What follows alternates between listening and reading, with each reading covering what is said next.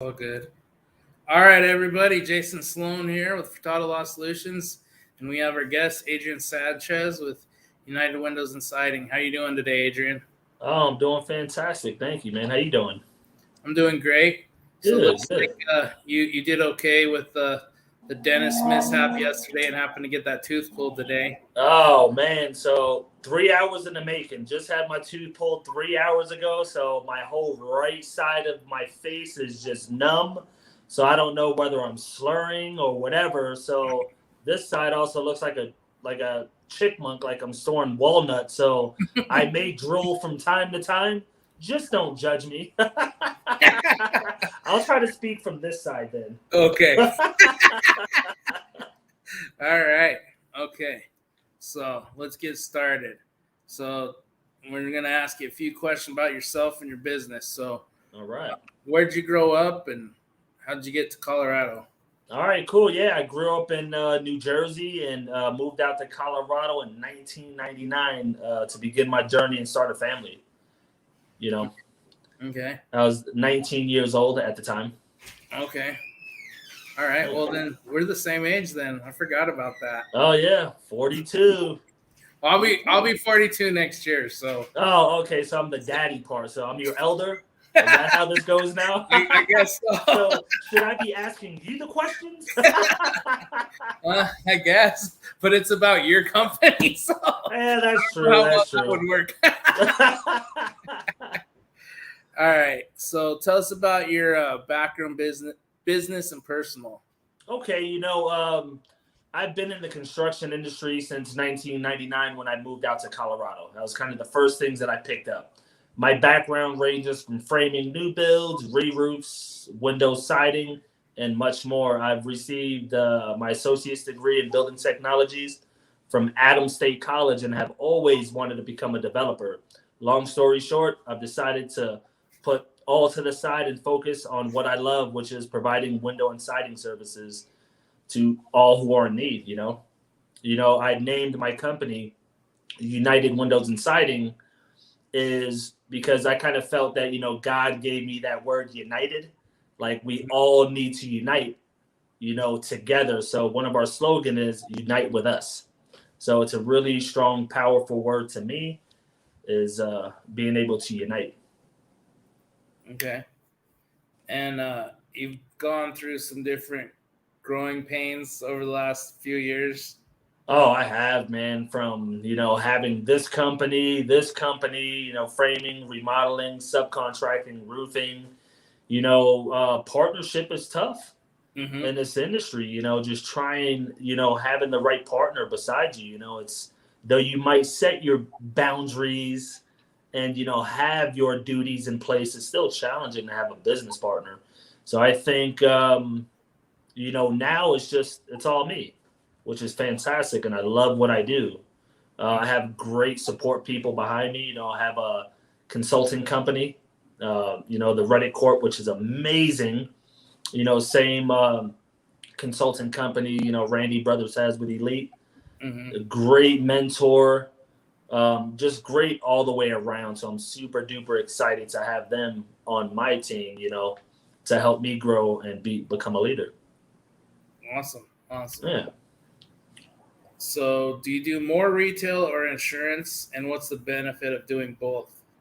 Okay, so we do about 60-40 retail to insurance. Retail starts in the spring and slows down in November, and then insurance work, the insurance side of it keeps us busy during the winter times, which I love because say a storm will hit, say April, May, June, July, and in Colorado, what did we get hit this month in Colorado August and with a September. storm? Yeah, August and So September. sometimes it can hit late. And we all know that sometimes when it comes to windows and siding, you have to provide so much information, especially if a window's discontinued. A letter from the manufacturer, stating that the window is discontinued. Then you got to try to, you know, educate the customer on how to dispute with the insurance company because me as a contractor, I can't speak policy, but kind of help navigate the customer on what to say to these insurance companies. So providing building code, manufacturer specification, a very detailed inspection report with a detailed estimate, for the adjuster to view. So the great thing I like about insurance work is I'm able to have that winter money, because truly retail slows down in November for most retail companies out there. And so we may be done with all our supplementing come October, November, especially with a late storm. Not to say we don't do insurance work in the summer, because we'll do it all year long, but it's nice to have that extra work during the wintertime. So that's what I love about insurance work. And I've been doing it since early 2000s insurance work. So I've known you for a while now. I don't know, maybe 2010, Yeah, 11, I think around there. Yeah. or something like that. Yeah. I think I even started to do work for you in the past, huh? Yeah, you've done stuff through your various companies. Yeah. Subcontracting company. We all grow, Yeah, exactly. All want to be the man someday. It's not even like that. You guys were making good money, but you guys were doing window siding and gutters, and then you hooked up with that other guy to do windows and siding, and we did all kinds of stuff, man. Yeah, we did windows, siding, gutters, paint, stucco, stone, decks at the time. And I think when I had my subcontracting company, I was doing probably about 8 to 12 jobs a day, which is pretty good, I wish I was doing that now as, another notch up, but the margins are better. Yeah. So, it's great. It's just a matter of time before I get there. So I'm happy. Yeah. So, are you part of any informational social media groups? Oh, yeah, I am. Whenever I have a question about policy, especially for insurance purposes, there's this group on Facebook called Leveling the Playfield. They have useful information I'm able to use and provide to my customer when speaking to the adjuster.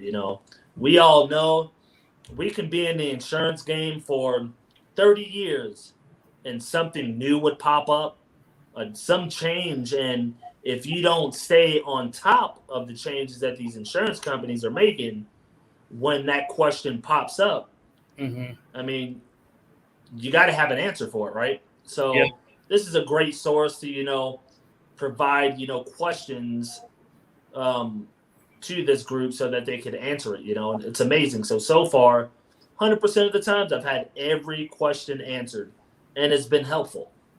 Have I won everything? With the insurance adjuster, I would say probably a good 98%, maybe the other 2%. I haven't lost anything. Maybe the other 2%, it's still in the process. They're playing hardball, but it's a great resource to get some information when dealing with insurance companies. So how do you feel about appraisal? If it has to go there, it has to go there. I'm a fan of exhausting my options first. And, leveling the playfield, is, Steve is the main guy on there. So he has, a PA company, which, he made this site specifically, to ask questions and for his services, which I'm okay with. But what's really nice is that PAs even on there will help answer the question and just say, hey, just have a PA. Hey, just have a PA. They're willing to step up to help educate me as a contractor and answer these questions. So I'll always exhaust my options first. Before I speak to a PA. Have I ever had to, seek that out? Absolutely. It's not very often because of how thorough I am on my initial inspection and all the information I provide to them. So it's rare for me to hire a PA, or at least my customer hire one. Yeah. And I know David Furtado's done some work for you on some files too, some more high-end, stickier situations where the insurance didn't want to play ball and everything. So. Oh, yeah. David Furtado's amazing. That boy is a pit bull when it comes to litigation. So Any one of you out there, if you need a great attorney that's a pit bull, I would highly recommend David Furtado. Yeah. So, what do you do when you're not working?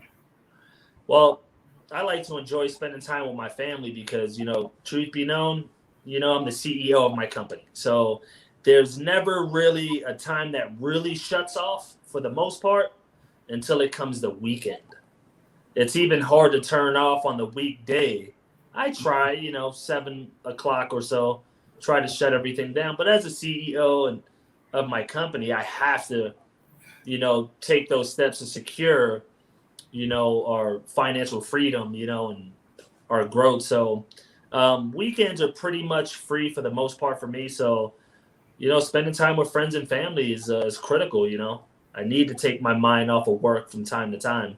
I love hosting UFC and boxing fights. I love it. So I'm a big UFC and boxing fan. So I can't wait for the Canelo and Plant boxing fight. I believe is it November 6th or something like that. But that's going to be a good one. And you're in Mexico, so you got Canelo probably posters everywhere out there, huh? Yeah, he's got like a restaurant, and then he started putting out some stuff about he's got the best gas in the gas station. So now everybody's like, "No, it'll be horrible."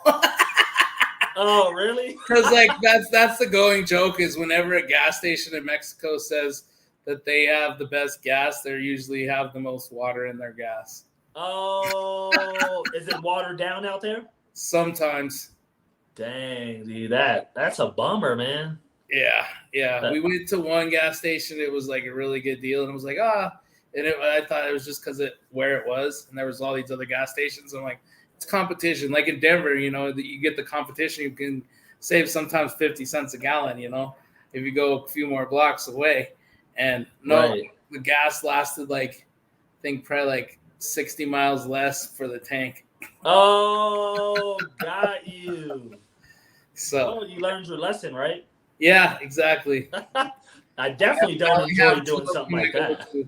Yeah, there's BP, and then in this other neighborhood, it's Dolphins, which is dolphins. So yeah, Has Canelo's restaurants? Is it pretty good? I haven't been there yet. So there's tons of people there, but I don't know if it's just because of his name or what. But that dude is amazing. He's the best Mexican fighter ever. Yeah, I did get to when I was at Reggaeton Fest back in August. He came on with J Balvin, so you could tell how short they both are when they stand next to each other. That's funny. Yeah. All right. So as somebody like with a roofing contractor GC, how could you contribute to helping their bottom line as far as you dealing directly with the insurance, and then as far as them making extra funds? I believe when when dealing with a roofing company like me or a general contractor at that, because of the reputation we have, we're in 2 states. We're 5-star rated in 2 states. I believe we specialize in insurance work because we know what the adjuster is looking for. We're not just a regular window and siding company out there that's just going to provide, hey, let me grab a handwritten estimate, here you go, and that's it, and they walk away. Where how we provide our services, but before we provide services to any contractor, we're selective, just like as I hope they would be selective too on who they choose to do their window and siding services. I want to make sure that their ratings are great. I want to make sure that they have a great reputation in the industry. Most contractors, because we can do a lot of work, which takes a lot of capital. A lot of smaller roofing companies can't afford us because of how quick we can do things. They may not have enough of capital to pay out at that given moment. So we're very selective. So we do our due diligence in checking on that contractor we do business with. Now, what we could bring to the table for these contractors is, hey, you always have someone you can get on the phone, always in our office. If you have a question, we always contact you at all times. Whatever question you have, within, the end of the day, we'll get a hold of you. When we are scheduled to go out and do an inspection, we do an inspection like an adjuster. I mean, you might send over a scope of loss and say, hey, there's just one elevation of siding with one window. We walk around the whole entire home. We're pulling siding off if it's vinyl, looking behind it. I mean, we're even checking on the bottom of starter if it's like wood clapboard just to see what kind of sheathing they may have under there. So we get really thorough when it comes to our inspections. And then we also build an inspection report. We use Company Cam, and I'm sure all you guys are familiar with Company Cam. So we draw in things, we notate things, and it's super thorough when it comes to our inspections. And that's really critical when we develop our estimates. Now, we're all digital, we're no paper. So we do our inspection reports, it's all digital. We do our cost estimate for the contractor or customer. It's all digital, but it's very detailed. We can detail it out per elevation, front, right, rear, left elevation. So, it makes it easier for everyone to understand. With our cost estimate, we submit building code per whatever state it's in. Right now, we're in Colorado and Iowa, not to say we won't expand to another, but we kind of want to master that area first before we kind of move on to another state, in which we will be doing. Mm-hmm. Then we also do, manufacturer specification as well. I mean, you name it when it comes to submitting a full document with a cost estimate to provide to our roofer so that their supplementing team can send out, which may be you guys, or for a customer, a homeowner, we may turn it into the insurance company and get that approved, with their insurance company. So some roofers want to deal with the whole package, some don't. They just refer it over to us. So that's pretty much everything that we're able to offer a contractor is top-notch service so that they could run their company smooth and efficient. So in most cases, I believe we make most roofing companies, if they're not a 5-star company and they're close, we make them appear like a 5-star company with the services we provide. Nice. Yeah, I had one client.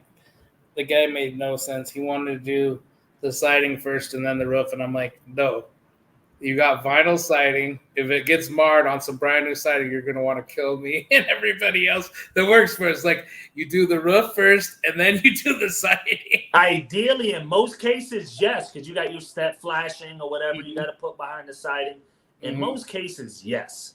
Some cases, when it's 100 degrees out, 105, you can't stand on the roof. Yeah. You're going to scar that whole roof up as a cider, and there's nothing you can do about that.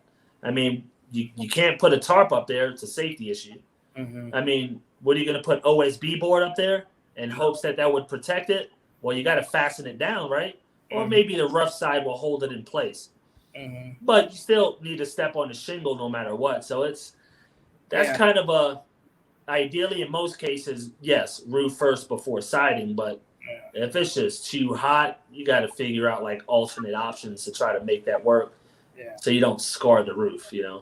This was an old Victorian one-story house, so there wasn't anything above or anything like that. So it was a guy he thought he knew. He's like 85 years old and he thought he knew everything, and it was like, no, I'm the one with the GC license. Like, trust me, like if and it was a house that had 3 layers. And then the last guy that replaced the plywood did 1/4-inch plywood. So, my guy got pictures, and I'm like, double check this because this don't look right. And I pull up the drip edge, and it was 1/4-inch. And I go, yeah, they'll pay to replace this because it needs to be 1/2 inch or 7/16 OSB, 1/2 inch nominal. And he's like, what? And I'm like, I already went over this 20 times with you, man. It's like, just because there's plywood there doesn't mean that they're not going to pay to replace it. I mean, I remember me and Kyle on a couple jobs over in the Baker district that happened, and the insurance was not happy because they had already paid years ago to replace the plywood, but evidently whoever did it obviously cheated it. And so man. So it was like, okay, well, we need pictures, receipts, and everything. It's like, that's fine. It's no big deal, I got no issue doing that. You're paying, and then back then they were paying what, 200 some a square for sheathing, and we're using OSB and killing it. Back then, we didn't have to supplement for anything other than like layers, access, and decking. Right, yeah. Now, I mean, you're having to supplement for everything to get make to some money nowadays. Especially to give a profit to whoever you're supplementing for. And I'm sure that any person that you supplement, like say for instance, you're working with a roofing company, they want to bid on windows and siding. Hey, I have United Windows and Siding. We go out, do an estimate, turn it into you. I know we're going to make our margin for whatever we do, but what's the margin that you're able to get your client after we develop our cost estimate? Because we're not the cheapest, we're not the most expensive. We're like, mid high right there, but it's just what we need. It's the margin we need to grow our company to sustain it. So we couldn't even do any less than what we're doing now. So yeah. So typically we shoot. It depends on the contractor. There's some guys, they have their margins higher on the roof than the extra trades, and they're just basically, if Mrs. Smith wants to do it, then we do the standard O&P on those. But most of them we put in 40 to 48%. Wow. And even with the 48%, you're still able to do that on top. So if my estimate came in at 10 grand, you're able to get 40% on top for the contractors? Yeah, because we use the actual documentation from Xactimate about how much profit should be made off of stuff. And it's like, hey, you know what? These are, times are different and different areas are different. We know that. Like some areas, we have one client, they were only making money because of the siding. Whereas in Colorado, we used to make a lot of money on siding. Right. I used to make more money on the siding than the roof half the time with OSB Right. and everything else. I had some jobs we were making 60, 70% on, back in the day. Right. I do remember those days. Yeah. And then 2017 hit, and then everybody started charging twice as much for doing siding. Right. Which it is what it is. It happens. I mean, we're not used to that in roofing. We're used to if there's a spike, it's like by like $10, $20 a square, not doubling, Right. That is true. Oh, one thing, just because it kind of came up, when contractors are looking for window and siding companies, they have to make sure that those subcontractors, because they may not find a company like mine, where I interview every sub out there because my background is I'm a former installer. So when it comes to an installation question, I just can't be stumped. I know it too well. Product, I'm constantly learning, but I know pretty much almost everything to do with windows and siding for what we provide for the most part. But what contractors need to know is when choosing a subcontractor, that they know to install it according to manufacturer specification. Is critical, because when I used to do insurance work in the past as a subcontractor for roofing companies, no one told me anything about, hey, James Hardy required this and required all this extra stuff. I installed it just like cardboard siding. Yep. But James Hardy has a book this thick. Yep. On how to install their siding, and if an installer does not do it according to spec, it voids the warranty. Yeah. And that would suck, especially if you did a whole development of James Hardy products and it's all voided. They have class action lawsuits on. They have class action lawsuits on general contractors for hiring subcontractors out there for not doing it according to spec, and now they're suffering because of it. So, roofers and contractors out there, do your due diligence. Make sure they understand manufacturer spec. Make sure you understand manufacturer spec before hiring these companies, because it could be very costly in the future. So I just kind of wanted to add that to this meeting right here. Yeah. And you and me both know about the whole house wrap debacle all over, Right. Yeah, The absolutely. Green Valley Ranch, there was maybe like 2 houses out of thousands that had house wrap on them. No, I was like, you know what? I had conversations because I did that storm. I did about, I don't know, man. I did about 6 to 10 jobs in that sucker a day for a little while, Mm-hmm. because most of them were tile roofs with Yeah. vinyl siding. So majority of them did not have a roof replacement. It Mm-hmm. was just siding replacement. So I really cleaned up on that one. Mm-hmm. And that one, yeah, that was actually a good storm. I still think from time to time, if it hails, please hail and and GVR, you know what I'm saying? So we can crush it out there again. So Yeah. I someday. remember doing a job a Hardy job up in Westminster. And these are like $500,000 houses. Now they're probably worth $1 million because real estate market, what Easy. it is these days. But they had no house wrap. And I'm like, and when that stuff hit in Green Valley Ranch, I was working on my supplement stuff. So I went down to the city and they're like, it's not required. And I was like, where's your code book? I'll show you. And it's like, I had to literally go get my code book and come back and show this guy. I'm like, see this moisture barrier? Well, but Yeah. it's vinyl. Yeah, it has weep holes. It's not. Why do you think when I pull a house apart and there's brick, guess what? There's felt on there from back in the day, 50-year, 60-year-old house. Because you're supposed to have it on everything. It's What do you do in scenarios like that when supplementing? Hey, it has zero house wrap, but they're only covering one elevation. Well, that's where we're dealing with. I mean, like I said, it depends on the contractor. Some of them aren't doing the siding, but my thing is to document all the stuff, show the stuff, manufacturer's instructions, saying it has to go around the corner 6 inches and all that. And all of a sudden it just opens up the whole thing.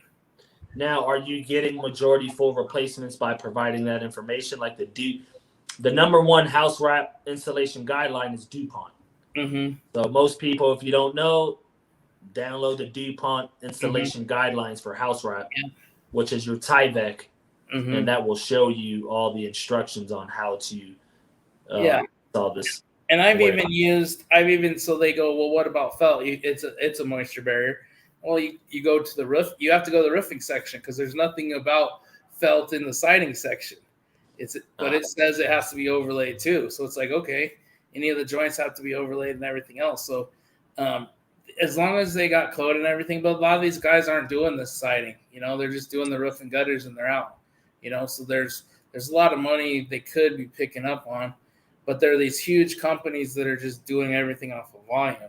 Right. Me, I did everything based off of I was doing everything on the jobs. So my average job in 2017 was like 50,000, whereas most guys were like 10 to 15,000. Right. So yeah, I remember that. Yeah, you were doing the whole kit and caboodle. yeah, we did pretty good that year. Yeah, no, that's good, man. Yeah, that's good now. But look at you now. Yeah, you're boss now. I'm living down in Mexico and building another business. Oh no, that's fantastic. Good for you guys, man. Yeah, good for you guys. All right, so let's see. One last question we got here. So, how does your business contribute to the industry, and what's your end goal? Oh, that one right there. I thought I answered that. Okay, so I believe by providing quality information, to the listeners, it would allow them to take what they need and implement it into their processes. So someday they are able to share it and help others. In this type of business, there's no end goal. I fear there is always something new that I can learn. So someday I can lead, teach, and inspire others to do the same. So there's always something new, man. Always something new. There's, Yeah, exactly. Yeah. So you were talking about, expanding down the road. Do you have any states in mind for the future? Colorado's a great state, the best 4 seasons, right? The best 4 seasons, no one has it. We can work in the wintertime out here, which is amazing. Mm-hmm. We're out in Iowa too. It's like winter times, you almost have to shut it down for the most part. So I know you mentioned Louisiana got hit. Hey, there may be a time we could, within the next, few months. We'll see. I'm sure, there's going to be plenty of work out there for a couple years to come with I'll add big you of a to storm. the hurricane group. Right. No, seriously. Hey, man, if they got some big houses they got hit out there. So, it may be worth checking out. I don't know, And I have travel crews too, Mm-hmm. which is amazing. That does my windows and siding. So when it comes to traveling, is really not a big deal for us. But like I was saying before I move on, I want to master where I'm at first. And I believe Colorado, we have down packed. Iowa, I believe we have down packed right now. We've been out there for about, 10, 11 months now. And it's been going really well, man. It's really, really well. We have a permanent office, techs. We have guys to do everything out there. So it's pretty amazing. The local labor, they kind of suck. Not going to lie about that. It's I think that storm was just too big for them to handle. They've never seen a storm that big before. So I bring my traveling crew to kind of knock out majority of the work out there too. So goes good.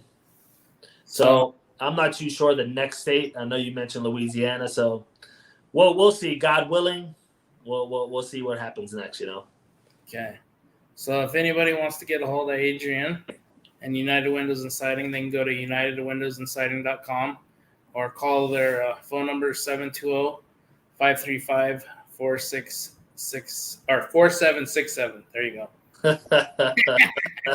Yeah, no, I appreciate the opportunity, man. I love doing stuff like this. So however I could assist in the near future or answer anyone's questions, you might have more questions outside of this. Hey, give us a shout. I'll be happy to speak to anyone. Yep. And if anybody needs help with supplements or estimates, you can call or text me at 720-296-6618. And my email is jason@furtadolaw.solutions. All right. All right. Awesome, man. Have a good one. You too. All right. Bye.